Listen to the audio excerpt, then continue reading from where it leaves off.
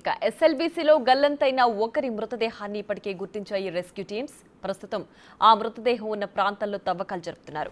అయితే మృతదేహం టీబీఎం మెషిన్లో ఇరుక్కుపోవడంతో బయటకు తీయడం కష్టంగా మారింది. ఇక మృతదేహం చేతికి కడియం ఉన్నట్లు గుర్తించారు అధికారులు.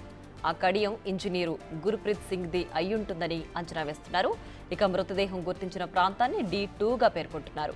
అతి త్వరలో మృతదేహాన్ని బయటకు తీసి పోస్ట్ మార్టం నిర్వహించి బాధిత కుటుంబానికి అప్పగించే ప్రయత్నాల్లో ఉన్నాయి rescue teams.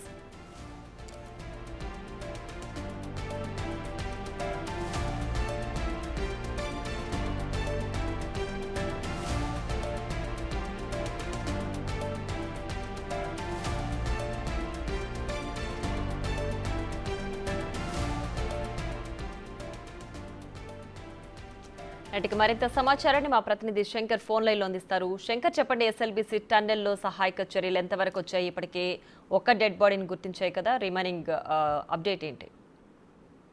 Priya, SLBC టన్నెల్లో rescue operation యథావిధిగా కొనసాగుతుంది. ఇప్పటికే అక్కడ ఉన్నటువంటి టీబీఎం మిషన్ భాగాలలో ఎక్కడైతే శిథిలమైపోయినటువంటి భాగాల్లో ఒక మృతదేహాన్ని కూడా గుర్తించడం జరిగింది. దానికి సంబంధించి ఆ మృతదేహం చుట్టూ కూడా పూర్తిగా మట్టిని తొలగిస్తూ ఆ మృతదేహాన్ని బయటికి తీసే ప్రయత్నం అయితే అక్కడ బృందాలు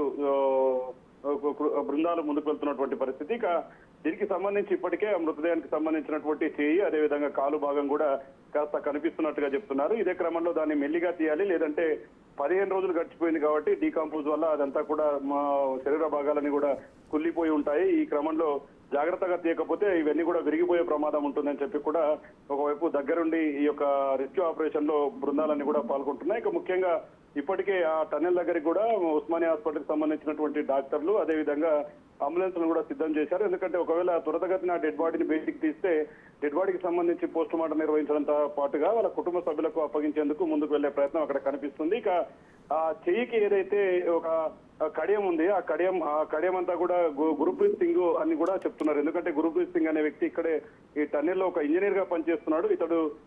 అతనికి చేయికి కడియం ఉందంటూ కూడా అది ఒకవైపు అతనితో పాటు పనిచేసినటువంటి వాళ్ళు చెప్తున్నారు. ఈ క్రమంలో ఒకవేళ నిజంగా మృతదేహం బయటికి వచ్చి అతనే అయితే మాత్రం ఖచ్చితంగా వారి కుటుంబ సభ్యులకు ఇప్పటికీ ఇన్ఫార్మ్ చేశారు. వాళ్ళందరూ కూడా టన్నెల్ దగ్గరికి చేరుకోవడానికి సిద్ధంగా ఉన్నారు. మరో 8 గంటల్లో కూడా ఇదంతా కూడా కంప్లీట్ చేసి త్వరితగతిన దాన్ని బయటికి తీయడానికి చూస్తున్నప్పటికీ ఆ టీబీ మిషన్ కు సంబంధించినటువంటి భారీగా ఉన్నటువంటి ఇనుపరాడ్లంతా కూడా అక్కడ పూర్తిగా రెస్క్యూ ఆపరేషన్ కు అంతరాయంగా మారినటువంటి పరిస్థితి. వాటిని లేజర్ కట్టర్స్ తో కూడా కట్ చేస్తూ అవి మిల్లిమిల్లిగా బయటికి తీస్తున్నారు. చాలా జాగ్రత్తగా తీయాల్సి ఉంటుంది.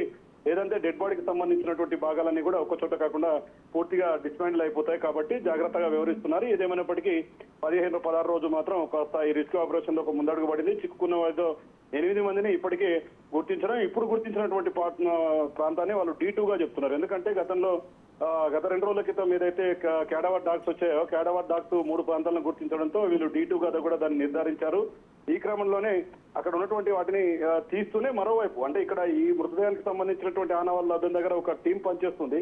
మరో 2 చోట్ల కూడా గుంతలు తీయడం, ఆ చుట్టూ వెతుకులాట అనేది ప్రారంభిస్తున్నారు. అయితే ఎగ్జాక్ట్ గా ఎక్కడైతే గుర్తింపు ప్రాంతాలు ఉన్నాయో ఆ ప్రాంతంలో మృతదేహాలు ఉంటాయనేది మాత్రం ఖచ్చితంగా చెప్పలేము. ఎందుకంటే ఆ ఘటన జరిగిన వెంటనే డెడ్ బాడీలన్నీ కూడా ముక్కలవడం, అట్లాంటి పార్ట్స్ ఎక్కడైనా ఉంటే ఆ చోట్ల కూడా గుర్తిస్తాయి. కాబట్టి పూర్తిగా తవ్వకాలు చేపట్టిన తర్వాతనే క్లియర్ కట్ గా మేము ఒక నిర్ధారణకు వస్తామని చెప్పి కూడా అధికారులు చెప్తున్నటువంటి పరిస్థితి కనిపిస్తుంది. ఇక ఈ ఓవరాల్ ఎపిసోడ్ అంతా కూడా దాదాపు 16 రోజులు గడిచింది. మొత్తంగా నిన్న బిగ్ కూడా లోపలికి ఎక్కడైతే టీబీఎం మొత్తం కూడా చెడిపోయి అంటే బాగా విరిగిపోయి బ్యాక్ వచ్చిందో 0 పాయింట్ దగ్గర కూడా బిగ్ నిన్న ఎక్స్క్లూజివ్ గా చూపించే ప్రయత్నం చేసింది.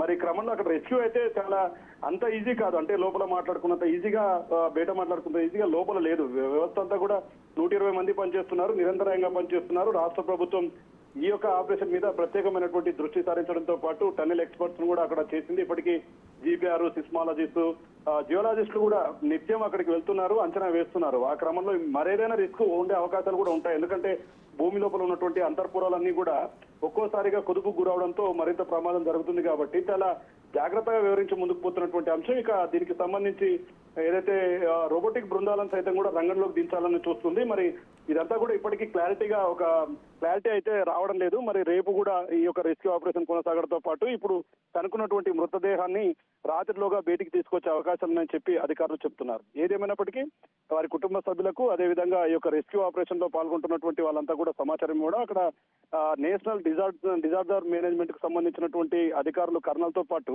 రాష్ట్ర స్థాయి అరవింద్ కుమార్ కూడా అక్కడే నిత్యం దీన్ని అప్రమత్తతతో వివరిస్తూ ముందుకు వెళ్తున్నాడు. ఇక లోకో ట్రైన్ లో వారికి సంబంధించినటువంటి ఆహారం కావచ్చు, లేజర్ కట్టర్స్ కు సంబంధించినటువంటి సామాగ్రి లోపల నిన్న వెళ్ళినప్పుడు క్లియర్ కట్ గా అక్కడ చూసాం. భారీ జనరేటర్లు ఏర్పాటు చేశారు, భారీ మోటార్స్ ఏర్పాటు చేశారు. ఎందుకంటే ఫర్ సెకండ్ ఒక నిమిషానికి పెద్ద ఎత్తున నీరు వస్తుంది కాబట్టి మరి త్వరితగతిని డెడ్ బాడీని బయటికి తీసి మిగతా డెడ్ బాడీలో తీసేందుకు ముందుకు వెళ్తున్నటువంటి పరిస్థితి టన్నెల్ దగ్గర కనిపిస్తుంది. ప్రియా.